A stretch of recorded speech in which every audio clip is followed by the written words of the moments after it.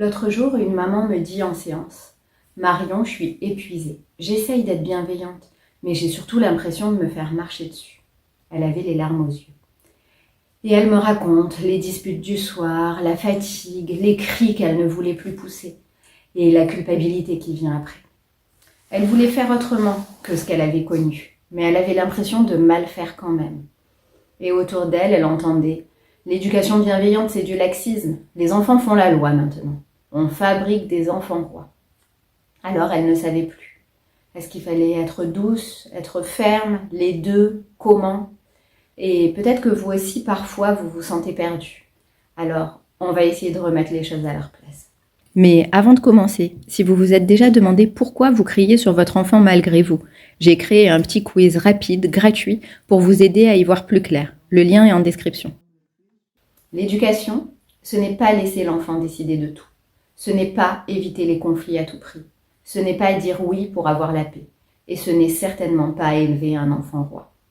L'éducation bienveillante, c'est une posture éducative. Une manière d'accompagner l'enfant avec respect, sécurité et lien. Elle repose sur 3 piliers essentiels. Comprendre le besoin derrière le comportement, accueillir les émotions et poser un cadre clair et sécurisant. On ne cherche pas juste l'obéissance, on cherche à aider l'enfant à se construire de l'intérieur. Il y a une grande confusion entre permissivité et bienveillance. Être permissif, c'est éviter le conflit, laisser faire, ne pas oser poser de limites. Être bienveillant, c'est poser un cadre clair, maintenir les règles importantes, rester un adulte solide et sécurisant. La bienveillance sans cadre, ça devient du laxisme. Et le laxisme est profondément insécurisant pour un enfant. Un enfant a besoin de limites stables. Pas pour être contrôlé, mais pour se sentir en sécurité. Le cadre, c'est un repère, une structure, une base intérieure. Et la manière de poser la règle change tout. Parce que c'est comme ça ferme la relation. Mais mettre du sens ouvre la compréhension.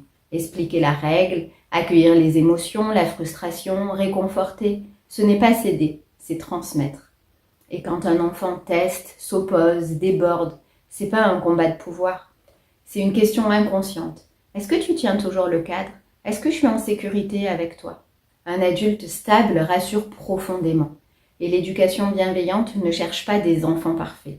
Elle cherche à construire une sécurité intérieure, une confiance profonde, une capacité à coopérer, un lien solide avec l'adulte. Un enfant roi domine, un enfant sécurisé se repose sur l'adulte. Ce n'est pas du tout la même chose. Et si vous vous reconnaissez dans cette maman, si vous oscillez entre fermeté et culpabilité, si vous voulez poser un cadre sans casser le lien, alors vous êtes déjà en train de faire un pas immense. Parce que l'éducation bienveillante, c'est pas la perfection. C'est une direction, un chemin, un ajustement permanent. Si cette vidéo vous aide, partagez-la à un parent qui doute en ce moment et mettez un petit pouce bleu pour soutenir ce message et pour qu'il puisse parvenir au plus grand nombre de parents. Et dites-moi en commentaire, qu'est-ce qui est le plus difficile pour vous aujourd'hui dans votre rôle de parent? Dans la prochaine vidéo, on parlera d'un sujet sensible. Faut-il frustrer les enfants pour les rendre forts? À très vite!